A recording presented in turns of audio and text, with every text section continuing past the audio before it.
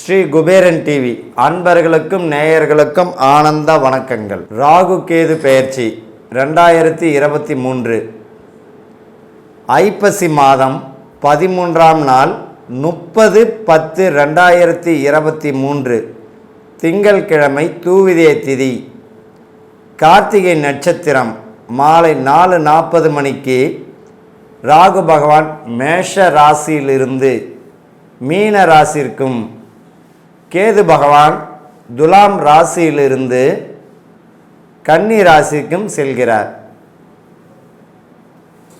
இப்போ யாருக்கெல்லாம் நல்ல பலன்கள், சாதகமான சூழ்நிலைகள் பயனுள்ளதாக இருக்கும் அப்படின்னா, பொதுவாக ஒரு ராகு பகவானும் கேதுவும் சரி 18 மாதங்கள் ஒரு ராசியில் சஞ்சரிக்கிறாங்க. நேல் கிரகங்கள் ஆன்டி கிளாக் வைஸில் இவங்க சுழற்சி. இப்போ இந்த ராகு பகவானும் கேது பகவான் 18 மாதங்கள் ஒரு ராசியில் இருக்காங்க. எங்கே? மீன ராசியிலும் ராகு பகவான், கன்னி ராசியில் கேது பகவான்.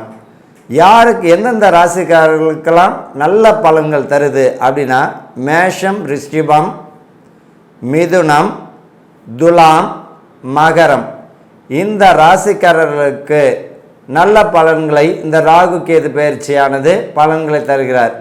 2023 பார்த்திங்கன்னா 2025 வரைக்கும் இந்த 18 மாதங்கள் இவர்களுக்கு நல்ல பலன்களை தரப்போகிறார்.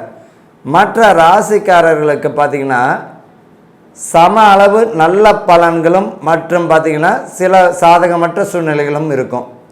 அதை பற்றி தான் ஒவ்வொரு ராசிக்கும் பார்க்க போகிறோம். தனுசு ராசி அன்பர்களுக்கு ஆனந்த வணக்கங்கள்.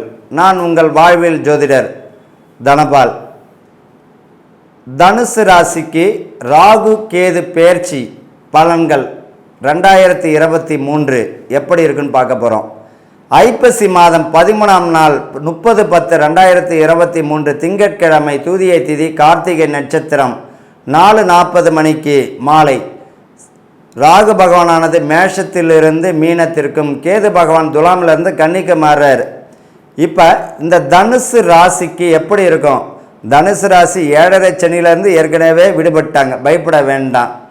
இவர்களுக்கு 2020, 21, 22 காலமே போராத காலமாக தான் இருந்திருக்கும். கஷ்டங்களும் நஷ்டங்களும் அதிகமாக சுமந்திருப்பாங்க. கஷ்டங்களும் நஷ்டங்களும் புதியசாக தொழிலில் முதலீடு போட்டு லாஸ் ஆகிருக்கும். திருமணங்கள் சிலருக்கு பார்த்திங்கன்னா தடை தாமதம் அடைஞ்சிருக்கும். சிலவங்களுக்கு நாளைக்கு நடக்க வேண்டிய திருமணம் கூட இன்றைக்கி என்ன காரணம் தெரியாமல் தடை ஆனவங்களாம் உண்டு. பயப்பட வேண்டாம். இந்த வருஷம் பார்த்திங்கன்னா 7.5 சனியிலேருந்து இவர்களுக்கு விலகி போகிறதே பெரிய விஷயந்தான். நல்ல ஒரு இனிமே வரக்கூடிய பலன் பார்த்திங்கன்னா இவர்களை ஜாக்பான் தான் சொல்லணும். இவர்கள் ராசிக்கு 4ஆம் இடத்துல சனீஸ்வர பகவான், இவர்கள் ராசிக்கு 4ல் சனீஸ்வர பகவானும், 5ல் பார்த்திங்கன்னா குருவும் சஞ்சாரம். 3ஆம் இடத்துல சனீஸ்வர பகவான் முயற்சி சனத்தில் ஆட்சியாக தான் இருக்கார். பயப்பட வேண்டாம். இவர்களை பொறுத்த வரைக்கும் கண்ணில் கேது இருப்பதும், குரு பகவான் சிம்மத்தை பார்ப்பதும் மிக சிறப்பு. சனீஸ்வர பகவான் பார்த்திங்கன்னா இவர் ராசிக்கு 12ஆம் இடத்தையும் பார்க்கிறார். அப்படின்னு இருக்கும்போது இந்த ராசிக்கு எப்படி இருக்கும் அப்படின்னா, இந்த ராசிக்காரர்களுக்கு இந்த வருஷம் ஜாக்பாட் தான் சொல்லணும். புத்திர பாக்கியம் கிடைக்காதவங்களுக்கு புத்திர பாக்கியம் கிடைச்சிடும். பிள்ளைகள் வழியில் உயர்கல்வி யோகம் உடையவங்களுக்கு கிடைச்சிடும்.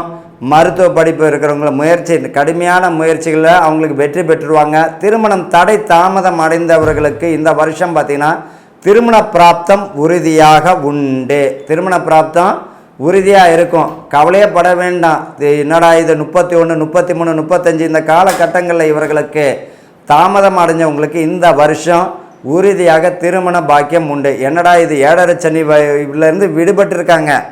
இந்த காலம் இனிமே வரக்கூடிய காலம் இவர்களுக்கு பார்த்திங்கன்னா பணமழை மட்டும் இல்லை, உத்தியோகமும் நல்லாவே இருக்கும்.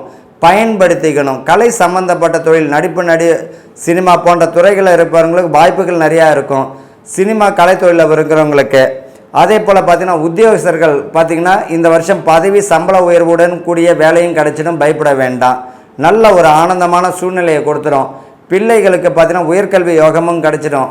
அதே போல் பார்த்திங்கன்னா யூனிஃபார்ம் சம்மந்தப்பட்ட துறையில் இருக்கிறவங்களுக்கு, போலீஸ், ஆர்மி, நேவி இவங்களுக்கெல்லாம் பார்த்திங்கன்னா பதவி பணி உயர்வு, சட்டம் சம்மந்தப்பட்டவர்களுக்கு பதவி பணி உயர்வும் கிடைச்சிடும். ஆக மொத்தத்தில் இந்த தனுசு ராசிக்காரர்களுக்கு 80% நல்ல பலன்களும் 20% கவனமுடன் இருந்தாலே போதும். என்ன பரிகாரம் அப்படின்னு பார்த்தோம்னா, இவர்களுக்கு பார்த்தீங்கன்னா சனிக்கிழமை ஆஞ்சநேயர் வழிபாடும், செவ்வாய்க்கிழமை பார்த்தீங்கன்னா 3-4:30 மணிக்கு பார்த்தீங்கன்னா ராகு காலத்தில் அம்மன் துர்க்கை அம்மன் வழிபாடு, இல்லைன்னா உக்கிரமான பெண் தெய்வம் மகா காளியோ அல்லது மாரியம்மனோ வழிபாடு செய்தாலே போதுமானது. இவர்கள் குடும்பத்தை அதிகமாக நேசிக்கணுங்க. குடும்பத்தில் பார்த்தீங்கன்னா அதிகம் நேசிக்கும் போது, இவர்கள் குடும்பத்தில் ஒற்றுமையாக இருக்கும்பொழுதே வாழ்க்கையில் பார்த்தீங்கன்னா சில அற்புதமான மாற்றங்கள் அனைத்தும் உயர்வு தந்திடும் என்பதில் சிறிதும் சந்தேகமில்லை. வாழ்க ஆனந்தத்துடன். ஸ்ரீ குபேரன் டிவியை பார்த்தமைக்கு நன்றிகள். மேலும் இது போன்ற தகவல்களை தெரிந்து கொள்ள ஸ்ரீ குபேரன் டிவியை சப்ஸ்கிரைப் செய்யுங்கள். மறக்காமல் பெல் ஐக்கானை கிளிக் செய்யுங்கள்.